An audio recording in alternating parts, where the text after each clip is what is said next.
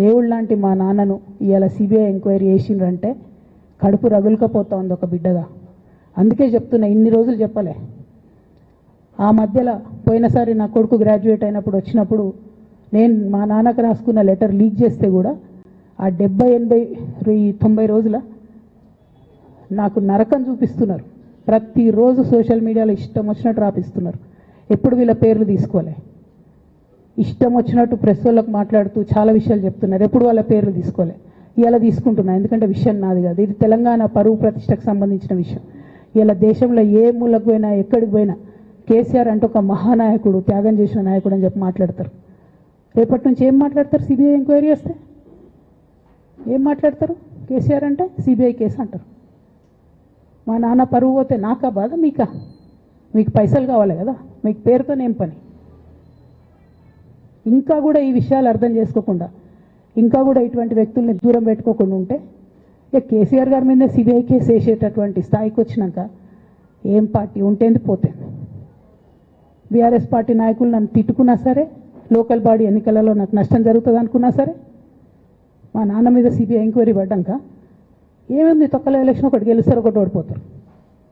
అసలు ఓడిపోయే పరిస్థితి ఎట్లా వచ్చింది? ఇటువంటి దుర్మార్గుల వల్ల కాదా వచ్చింది? ఆలోచన చేసుకోవాలి కదా. అంటే నా దగ్గర పైసలు ఉన్నాయి, టీవీలు ఉన్నాయి, సోషల్ మీడియాలు ఉన్నాయి, ఏటు పడితే అటు మాట్లాడతామంటే తోలు తీస్తాం చెప్తున్నా నేను. గీత గీసుకుంటాం బిడ్డ. మీరు ఒక్క కమెంట్ పెడితే మేము 10 చేస్తాం. ఏది పడితే అది మాట్లాడచ్చు సోషల్ మీడియాలో అనుకుంటూ చూసుకుంటూ ఊరుకుంటున్నా.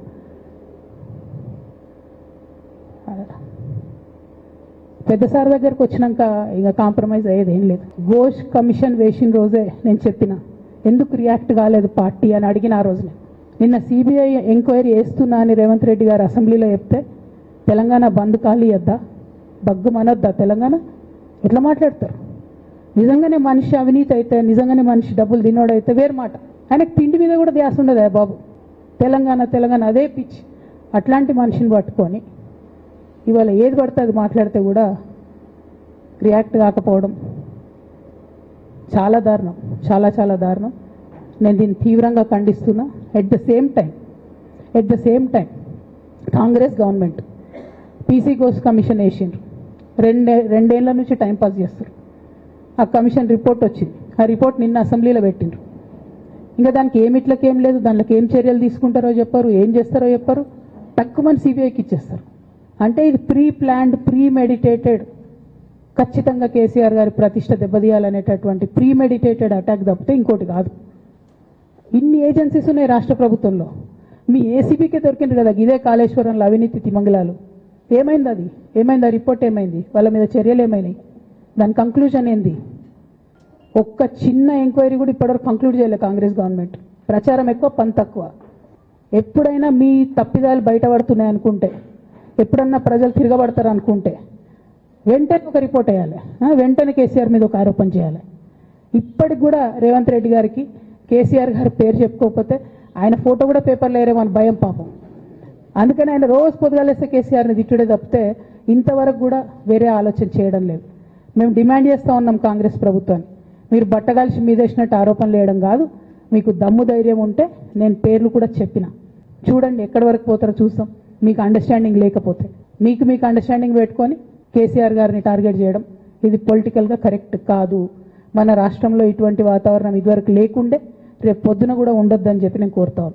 కాంగ్రెస్ ప్రభుత్వం కేవలం కాళేశ్వరం విషయమే కాదు, బీసీల విషయంలో ఎంతగా మోసం చేస్తున్నారు. ఫస్ట్ ఏమో బిల్లు పెడతారు, మేమందరం లొల్లి పెడితే టైంపాస్ చేసి 1.5 year తర్వాత బిల్లు పెట్టిరు. బిల్లు పెడితే కనీసం గవర్నర్ దగ్గర పోరు, కనీసం రాష్ట్రపతి దగ్గర పోరు, ప్రధానమంత్రి దగ్గర పోరు, సుప్రీంకోర్టు కోతలేరు. ఇంకా కూడా మళ్ళీ ఛాలెంజ్ చేసి అడుగుతా ఉన్నాను నేను, ఎందుకు సుప్రీంకోర్టు కోతలేరు? మీరు September 30 లోపల ఎన్నికలు చేస్తామని చెప్పిండ్రు. September 30 లోపలన్నా సుప్రీంకోర్టుకు పోండి. డీమ్ టు బి అప్రూవ్డ్ అనుకుంటే ఇదే ఎలక్షన్లో బెనిఫిట్ అవుతుంది కదా బీసీలకు. ఆ తర్వాత ఇంకొక ఆర్డినెన్స్ తెచ్చిరు, అది పెండింగ్ ఉంది గవర్నర్ దగ్గర. కనీసం దాని మీద సుప్రీంకోర్టు కోండి, దాని మీద కూడా పోతలేరు. మళ్ళీ నిన్నో కొత్త కథ, 50% స్లాబ్ ఎత్తేస్తామట. కామెడీ రోజుకి. ఏంది ఇది? ఎందుకోసం అంటే ఇదంతా బీహార్లో ఎన్నికలు అవుతున్నాయి. వాళ్ళ రాహుల్ గాంధీ గారి పిఆర్ యాక్టివిటీకి రోజు ముచ్చడి చెప్పాలి ఆయన. ఇక్కడ వీళ్ళు నిన్న 50% క్యాప్ ఎత్తేస్తున్నామని కొత్త కథ చెప్పిండ్రు. మీరు చూడుని రేపెల్లుండి నుంచి రాహుల్ గాంధీ బీహార్లో ఏం మాట్లాడతాడు, హమ్నే 50% సీట్ తోడది అంటాడు ఆయన బీహార్ ఎన్నికలలో. ఆయన అక్కడ చెప్పుకోవాలి కాబట్టి పీఆర్ యాక్టివిటీ కోసం వీళ్ళు ఇక్కడ చేస్తున్నారు తప్పితే బీహార్ ఎన్నికల కోసం తెలంగాణ బీసీ బిడ్డలను బలిపెడుతున్నారు రేవంత్ రెడ్డి గారు తప్పితే నిజంగా చిత్తశుద్ధితోని బీసీలకు ఏదైనా బెనిఫిట్ చేద్దామనే ఉద్దేశమే మీకు లేదు. అటువంటి ఉద్దేశం మీకు ఉంటే మీ వైఖరి ఇట్లా ఉండదు. కేవలం కాంగ్రెస్ పార్టీ బీసీలను నయవంచన చేస్తున్నది. మీరు ఇట్లనే చేస్తుంటే బీహార్ ఎన్నికలు వస్తే మేము తెలంగాణ జాగృతి మొత్తం పోయి బీహార్లో మీకు వ్యతిరేకంగా ప్రచారం చేస్తాం. తెలంగాణ బీసీలను మీరు మోసం చేసిరని చెప్పి అక్కడికి పోయి కూడా మీకు ప్రచారం చేస్తాం. మీ యొక్క బండారం కూడా బయట పెడతామని ఈ సందర్భంగా నేను తెలియజేస్తా ఉన్నా.